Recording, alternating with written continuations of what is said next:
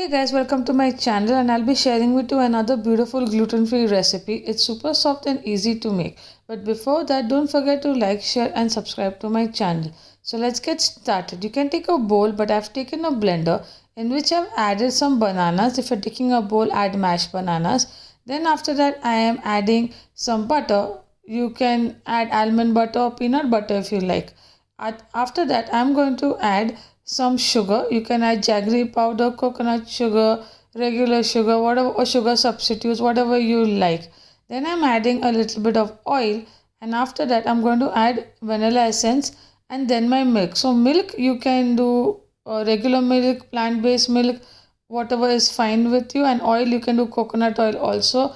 Blend it really well. If you are using a bowl, just mix it really well.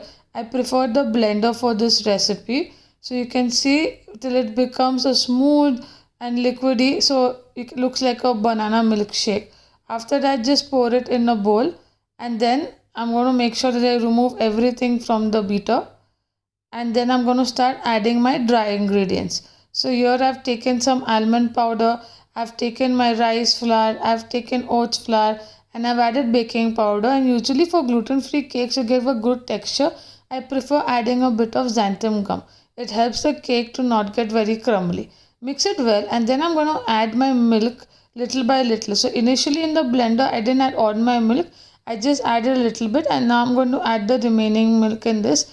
Keep mixing it little by little, and after that, once it's mixed well, I'll add a little bit of lime juice, but you can add your vinegar if you like. Then I topped it up with some chopped cherries, mixing it really well. After that it's mixed well, I'm going to take my 6-inch cake tin. I always prefer using a ring, but you can use any cake mold that you like. Pour the batter into a cake tin. My oven is preheated at 180 degrees for 10 minutes. I topped it up with more cherries, and then I'm going to add almond flakes also on top, but you can add any other nuts that you like. I'm baking it at 180 degrees for 25 to 30 minutes till the cake comes out clean using a toothpick. And see how beautiful and soft this cake has turned out, and it tastes really good.